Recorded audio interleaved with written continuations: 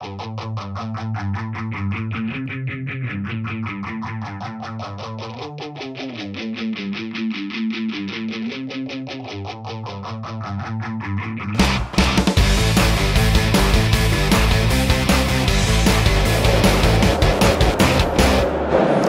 Bogart, bonjour. Bonjour Laurent David. Je suis très heureux de vous retrouver à Bruxelles pour ce congrès des experts comptables consacré à la fiscalité. Justement, je vous propose de rêver un instant. Vous venez d'être nommé ministre de l'économie et des finances. Quelle est votre première réforme fiscale pour les entreprises? Alors déjà, je vais commencer par une petite introduction. Je serais ravie qu'une femme accède au poste de ministre des Finances. On passerait des bons pères de famille aux bonnes mères de famille. Avec un peu de chance, on aurait des réformes intéressantes. Alors je ne vais peut-être pas être très politiquement correct, mais j'aimerais bien l'impôt pour tous, l'impôt sur toutes les sources de revenus. Donc ça serait un slogan, alors peut-être pas de campagne parce que je ne suis pas sûre que j'aurais été élue avec ça, mais je pense qu'aujourd'hui on doit avoir, pour maintenir de la péréquation dans l'impôt et effectivement des services communs à un maximum de personnes, un impôt qui repose sur toutes les sources de revenus et qui s'impose à tout le monde, évidemment, en proportion de ce qu'ils peuvent contribuer. Mais je pense qu'aujourd'hui, en France et dans d'autres pays, avoir toute une partie de la population qui ne paye pas l'impôt n'est pas facteur de cohésion et d'intérêt commun.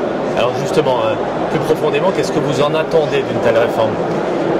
Je pense déjà à une vraie solidarité, mais dans les bons sens du terme, c'est-à-dire que chacun contribue à sa juste valeur et sur l'ensemble de son patrimoine, pas de l'ISF évidemment, parce que je pense que c'est un impôt qui n'est pas forcément justement juste, mais par contre à hauteur des revenus qu'il a, de l'ensemble de ses revenus, et qu'effectivement un impôt à zéro pour certaines personnes ne me semble pas de nature à l'introduire dans une logique sociétale. Alors, on comprend le principe, bien. Maintenant, dans le détail, quelles seraient les modalités d'application d'une telle réforme? Je crois qu'aujourd'hui, le mouvement est déjà bien en place avec la retenue à la source. La retenue à la source existait déjà, contrairement à ce que beaucoup de personnes pensent, sur les revenus du capital, par les acteurs bancaires et assurances, et sur les dividendes depuis plusieurs années. Donc on voit bien qu'on avait déjà depuis plusieurs années des formes de ressources importantes qui étaient déjà dans ce système. On a cette réforme sur les revenus, donc qui va forcément s'imposer à tous, et après il faudra s'attaquer effectivement aux autres formes de revenus TNS, revenus de sources étrangères aussi, dont on ne parle pas assez, qui devront effectivement avoir une base fiscale internationale pour permettre une retenue à la source internationale. Et sur l'impôt des sociétés, on aura, je pense, on va arriver à un impôt mondial réparti sur les différents pays pour arriver à trouver une répartition de la ressource et des richesses et de l'impôt induit par ces richesses relativement équitable avec les nouvelles la numérisation, l'ubérisation et tous ces services internet qui font qu'on ne sait plus exactement où est le cœur du revenu et de la ressource. Alexandra, vous évoquiez des difficultés liées à la mondialisation. Justement, pour votre réforme, est-ce que vous anticipez certaines difficultés d'application?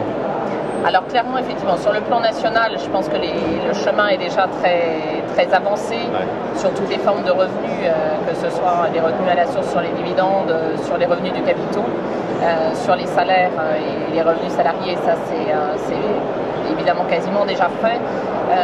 Sur les revenus, on va dire, de source française, on a un périmètre qui est assez clair et le sens de l'histoire fera que de toute façon on sera en revenu à la source sur la totalité.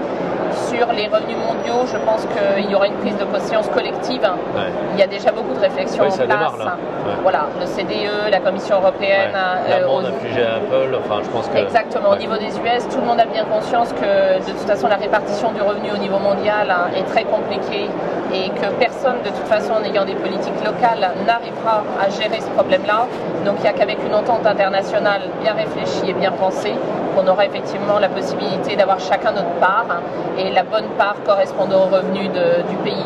Donc j'ai bon espoir effectivement que, mis à part peut-être certains paradis fiscaux ou îles équatoriales isolées, l'ensemble en fait du monde va un jour arriver à la même résolution, et donc on sera tous positivement impactés par ça. Alexandra Bogart, merci pour vos réflexions. Merci Laurent David.